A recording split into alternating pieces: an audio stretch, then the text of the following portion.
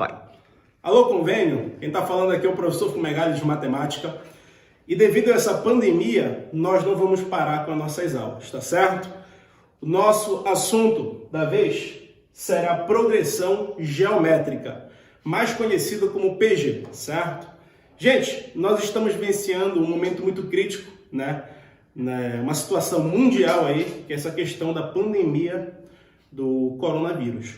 Gente, esse assunto ele tem tudo a ver com o que a gente está vivendo, pelo fato de que o método de transmissão está sendo muito rápido. Enfim, vocês estão vendo isso em jornais, em redes sociais, já não vou falar muito. Mas, gente, presta atenção nesse caráter matemático em que esse problema se envolve. Galera, se eu estou contaminado, eu posso contaminar outras pessoas e essas outras pessoas podem contaminar outras pessoas, certo? Então, observa que aumenta muito esse campo, né, de transmissão do coronavírus. E isso tem tudo a ver com o que a gente vai estudar agora, que seria a progressão geométrica. Gente, a progressão geométrica, não te esquece que ela é uma sequência lógica, certo? Onde tem um padrão lógico, onde a gente possa encontrar os termos dessa sequência.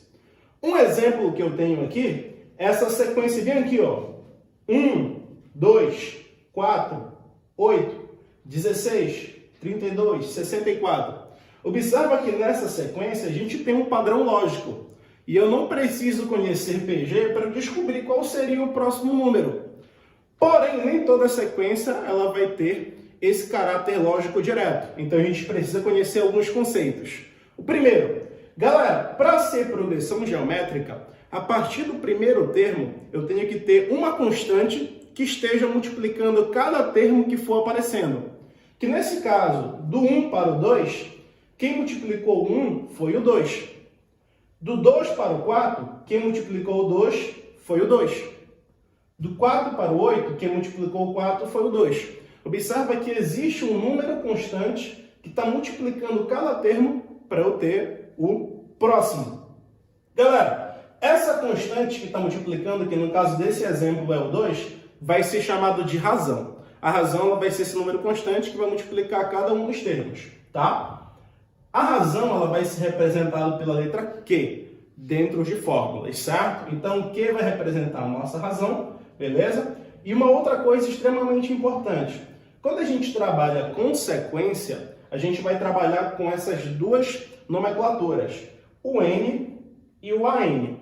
Professor, o que seria esse N?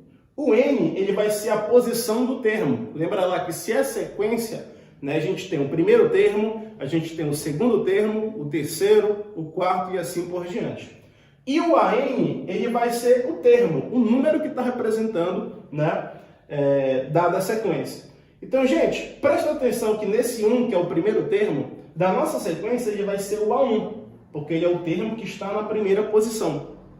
Esse 2 ele vai ser chamado de A2, porque ele é o termo que está na segunda posição. O 4 vai ser o A3, porque ele está na terceira posição. O 8 vai ser o A4, porque ele está na quarta posição.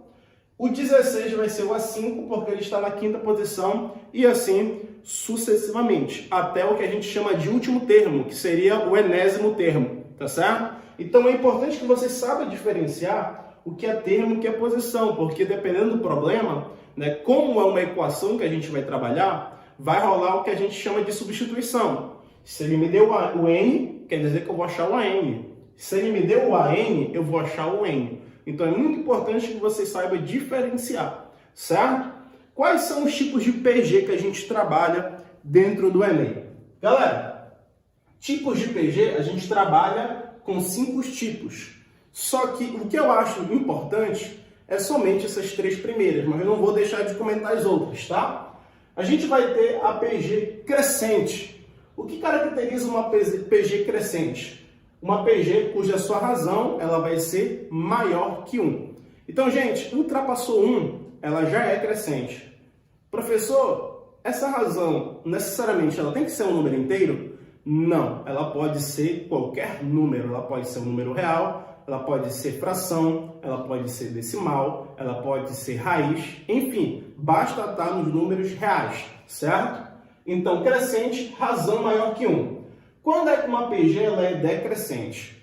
Quando a razão estiver entre 0 e 1. Ou seja, a razão, por exemplo, for meio. Meio é um número que está entre 0 e 1. Logo, essa PG ela vai ser uma PG decrescente. A gente vai ter a PG oscilatória. A PG oscilatória é uma PG em que os termos vão ficar alternando entre termos positivos e negativos, onde a minha razão ela vai ser negativa, tá? A razão ela é menor que 0. E a gente vai ter as duas menos importantes, mas não deixando de comentar, a gente tem a PG constante e a PG estacionária. A PG constante é quando a razão ela vai ser igual a 1. Lembra lá, a razão ela multiplica cada termo? Então, se ela for igual a 1, a gente vai ter sempre o mesmo termo na sequência. Então, por isso que ela é chamada de constante.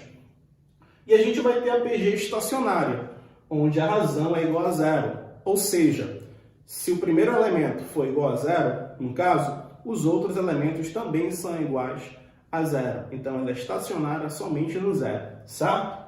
Gente, uma fórmula que eu vou ter que relaciona a n e q, que no caso é razão, a gente chama de termo geral. O termo geral ele é usado para a gente achar o termo, a posição do termo, ou até mesmo uma razão em alguns casos, tá?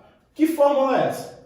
A n é igual a 1 vezes q elevado a menos 1, onde o AN é o termo que você quer, o A1 é o primeiro termo da sua sequência, o Q é a razão e o N é a posição do termo que você quer. Pode ser a posição do termo ou a quantidade de termos também, tá certo? E, gente, falando especificamente de razão, a razão ela pode ser calculada dividindo um termo por outro. Por exemplo, se eu quero saber a razão de uma sequência, basta você pegar um termo e dividir pelo seu anterior. No caso, eu posso dividir o segundo termo pelo primeiro, vai dar razão. Eu posso dividir o terceiro pelo segundo, também vai dar a mesma razão, certo? Então, gente, no próximo vídeo eu vou estar ainda explicando a continuação desse assunto que é PG, certo? Então, até a próxima!